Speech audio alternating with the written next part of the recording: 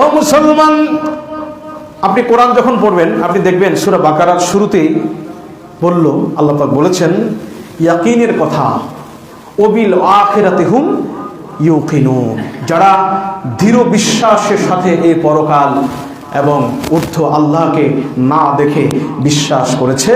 দৃঢ় বিশ্বাস, ঈমান মানে হলো বিশ্বাস। সাধারণ বিশ্বাস করেছেন, ঈমান হয়েছে।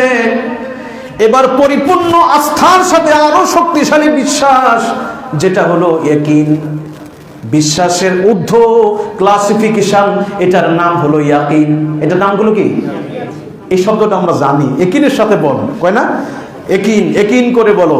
ইয়াকিন আসেনি আপনার, মানে বিশ্বাস। বিশ্বাসটা বড় শক্তিশালী। সাধারণ বিশ্বাস আজকে আছে, কালকে বিশ্বাস নাও থাকতে পারে, কিন্তু ইয়াকিনের সাথে যে বিশ্বাস, এটা কি হবে না? ভুল হবে না। আপনি বন্ধুর কাছে মধু শুনেছেন বলছে, আপনি বিশ্বাস করছেন তো ভাই, সুতরাং এটা আপনি কখনো কইতেন না যে না মধু ছিল না, বিশ্বাস করছেন। এই জন্য বিশ্বাসটা তিন রকম হয়, মানে ইয়াকিনটা তিন রকম হয়। কয় রকম? তিন রকম হয়। নাম্বার ওয়ান হলো ইলমুল ইয়াকিন, জানার মাধ্যমে জ্ঞান, জানার কারণে ইয়াকিন।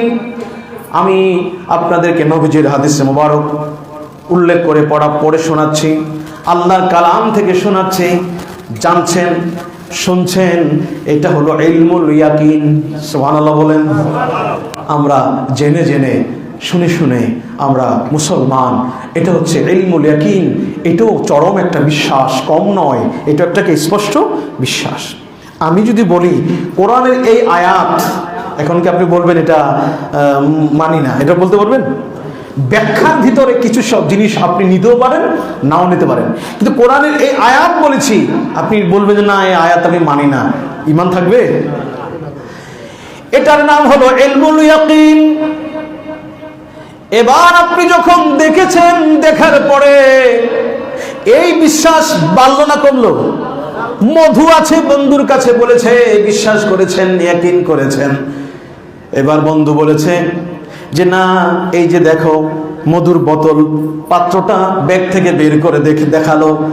দেখার পরে বিশ্বাস হলো, আগের বিশ্বাস থেকে এই বিশ্বাসটা আরো বেড়ে গেল। এটার নাম হলো আইনুল ইয়াকিন, দেখার পরে বিশ্বাস। সুবহানাল্লাহ। এবার তিন নাম্বার হলো হাক্কুল ইয়াকিন। ওই যে আপনি মধুটা খাইছেন, দেখার পরেই তো সার্থক না, মধুটা পান করেছেন, মানে দেখেছেন এবং পান করেছেন এবং শুনেছেন, তিনটাই আপনার পূর্ণ হয়েছে। এটার নাম হলো হাক্কুল ইয়াকিন। জোরে বলেন সুবহানাল্লাহ। আল্লাহ পাক এগুলি কোত্থেকে আসছে দেখুন, কোরআনের ছোট্ট সূরার মধ্যে আল্লাহ কথাগুলো আটকায় রাখছে। আল্লাহ বললেন লা তারাবুন্না কাল্লা লাউ তা'লামুনা ইলমাল ইয়াকিন। সূরা তাকাসুরের মধ্যে আল্লাহ বলে দিলেন যে কাল্লা লাউ তা'লামুনা ইলমাল ইয়াকিন, অচিরে তোমরা জানতে পারবা সেই শাস্তির কথা অথবা সেই নিয়ামতের কথা, অচিরে তোমরা জানবা, জানতে পারবা। ইলমাল ইয়াকিন। একটু পরে আল্লাহ কয় আমি তোমাদেরকে দেখাবো। কোনটা? লা তারাউন্নাল জাহিম, ওই যে জাহান্নাম, হাবিয়া জাহিম। দ্বিতীয় নাম্বার বড় দুজখের নাম হলো জাহিম, ঠিক না? আল্লাহ বললেন লা তারাউন্নাল জাহিম, সেই মানে জাহিমটা তোমরা অচিরে দেখবা। কি তৈরি হলো? আল্লাহ বলে সুম্মা লা তারাউন্নাহা আইনাল ইয়াকিন। সুবহানাল্লাহ বলেন। এই যে দেখলা, তোমার দেখার দ্বারা কি হবে? আইনুল ইয়াকিন তৈরি হবে। দেখছেন, শুনেছেন ইলমুল ইয়াকিন, শোনার পরে দেখেছেন আইনুল ইয়াকিন। এরপর যেই দিন আপনি চূড়ান্ত ভাবে জান্নাতে ঢুকে যাবেন, ওটা হলো হাক্কুল ইয়াকিন। অথবা চূড়ান্ত ভাবে কেউ যদি জাহান্নামে ঢুকে যায়, সেটা হবে হাক্কুল ইয়াকিন। ও মুসলমান, আমরা ঈমান এনেছি আল্লাযীনা ইউমিনুনা বিল গায়ব, না দেখে, ঠিক না? দেখি নাই, শুনেছি। আমাদের ঈমান হলো ইলমুল ইয়াকিন। আর যারা আল্লাহওয়ালা বন্ধু, যারা আল্লাহর বন্ধু হতে পেরেছেন, যারা সে কামিলে মুকাম্মিল হতে পেরেছেন, তাদের ঈমানটা কিন্তু আইনুল ইয়াকিন। সুবহানাল্লাহ। এটা নবীদের একটা স্তর, আরো উপরে নবীগণ এটা মধ্যম স্তর। এই জন্য আল্লাহ বলছে আমি ইব্রাহিম ইসলামরে ছোটবেলা থেকে, যখন সে ছোট তখনই তাকে আমি দেখাইয়া দিছি। সুবহানাল্লাহ বলেন। আমার ইলমুল মালাকুতের বিষয়গুলো আমি দেখায় দিয়েছি। ওয়ালিয়াকুনা মিনাল মুকিনিন, যাতে সে ইয়াকিনের বান্দা হতে পারে, মানে ইলমুল ইয়াকিন, আইনুল ইয়াকিন এবং হাক্কুল ইয়াকিনের বান্দা হতে পারে। আমি ইব্রাহিম আলাইহিস সালামকে সেই জ্ঞান আমি আল্লাহ পাক দিয়েছি বন্ধুরা আমার।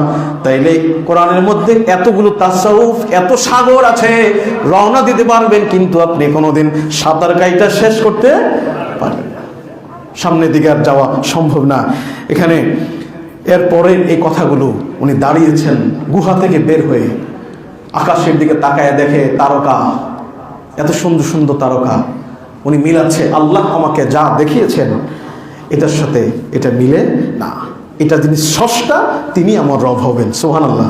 যেটা ডুবে যায় সেটা আমার রব হতে পারে না। দেখেছেন তারকা, ওটাকে মন থেকে ইয়ে করে দিলেন। এরপরে আবার দেখলেন চন্দ্র, সেটাও তো সকালবেলা নেই, ওটাকেও তিনি মন থেকে ডিলিট করে দিলেন যে না, আমার রব হতে পারে না।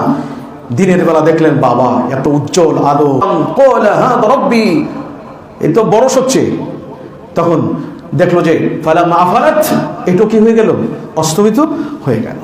এইভাবে তিনি নিজেকে বিভিন্ন বদ আকীদা, যারা সূর্য পূজা করে, যারা চন্দ্র পূজা করে, যারা আল্লাহ ব্যতীত গায়রুল্লাহর পূজা করে, তাদের কাছ থেকে তিনি নিজেকে পবিত্র করার কথা মানুষকে ব্যাখ্যার মাধ্যমে বুঝিয়েছেন। এটা আমাদেরকে আসলে বুঝানোর জন্য। সুবহানাল্লাহ বলেন।